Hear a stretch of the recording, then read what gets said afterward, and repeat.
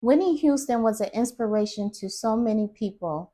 Not only was she a great artist, had a great and unique voice, but she was also a human being who had fears, who had worries, and who even doubted herself sometimes. But despite all of that, despite her challenges that she faced, she remained resilient and she took action towards the things that she wanted to do. I remember listening to one of her interviews where she said that she was scared to do the bodyguard. She was nervous, she had doubt, she doubted herself, but she did it anyway. And if you guys seen the bodyguard like I have, the movie The Bodyguard, I've watched that movie so many times. Her performance was so great. I mean, she really stepped into that character. She was not only a good singer, but also a good actress that had her own doubts and fears too. She even asked Kevin Costner, "Why did you choose me?" Because I guess from what I have heard, it was Kevin Costner that really wanted her to play the role that she played in on Bodyguard. And he said, "Well, you're the only one who could really sing." So Whitney Houston faced a lot of pressure. You know, there was black people who felt like, especially I guess in the early part of her career, who felt like she wasn't being black enough. Okay. As you notice, like towards later in her career, her style of music kind of changed. I have noticed and was a bad mama jamma. She holds the Guinness World Record as the most awarded female artist of all time, with more than 400 career awards and 6 Grammy awards. She broke down racial and gender barriers in the music industry and was one of the first major black female artists to achieve massive mainstream crossovers. According to HoustonSymphony.org, the song from The Bodyguard, "I Will Always Love You," was the number 8 best-selling song of all time, having sold over 24 million copies. I love that song. Now, the song was written by Dolly Parton, but it's more associated with Whitney Houston. Whitney Houston's version of that song was inducted into the Library of Congress National Recording Registry in 2020. And it was deemed as making a significant contribution to American music. Whitney Houston came from a line of, people in her family who were singers. Her mother, who was Miss Cissy Houston, was a gospel singer, an R&B singer who sang for the R&B group Sweet Inspirations. And after that, she also went to perform her own solo singing career. She sang next to some legends like Jimi Hendrix, Beyonce, Shaka Khan, and her daughter, Whitney Houston.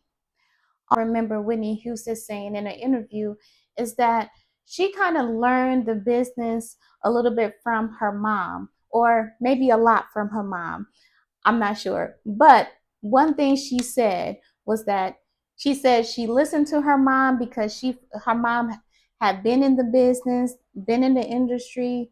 Who best to teach her what she needed to? So also her daughter, Bobby Christina, had pursued singing and acting. She was on Tyler Perry's show for Better or Worse, where Tyler Perry praised her for her acting skills and said she had a great future ahead of her. Also, if you look on YouTube, you could see an episode of the Houstons where Bobby Christina is singing "I'm Your Baby Tonight."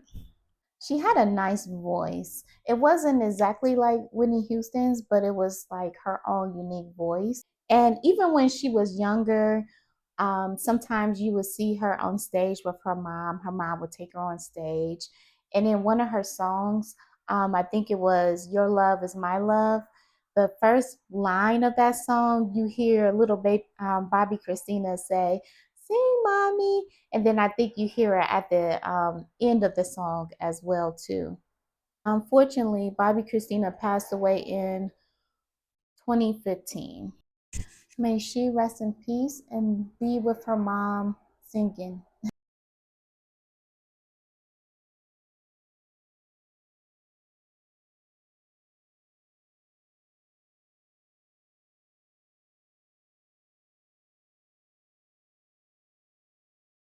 And I know this, but until like recently, I have, when I was younger, I loved a lot of Whitney Houston songs, but I didn't know that a lot of her songs carry important messages that we can learn from and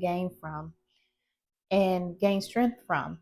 For example, her one song, Queen of the Night, this song can really make you feel empowered. And I feel like it's about, you know, owning who you are, being confident in who you are, no matter what, no matter if you make mistakes or no matter what anybody thinks about you, to, be confident in who you are. So, Whitney Houston's song, The Greatest Love of All, is such a good song about self love and finding that, not finding, but the greatest love is inside of us. Also, I wrote down some quotes of that song that I think are really important messages for us. So, for example, in the song, it says, "Let the children's laughter remind us how we used to be." Sometimes I know for myself, we could get so caught up in adulthood and, be so serious or uptight that sometimes we just need to, like, maybe be around children and let their energy remind us how we used to be, connect with our inner child, laugh sometimes, don't be so serious. And then another quote from her song is, "No matter if I fail or succeed, at least I lived how I believed." That's that. That's deep to me because it's like, no matter what, I'm not living by anybody else's expectations or what people say I should do. I'm living off of my own belief. And then a last one for from that song is, "Never found someone who could fulfill all my needs."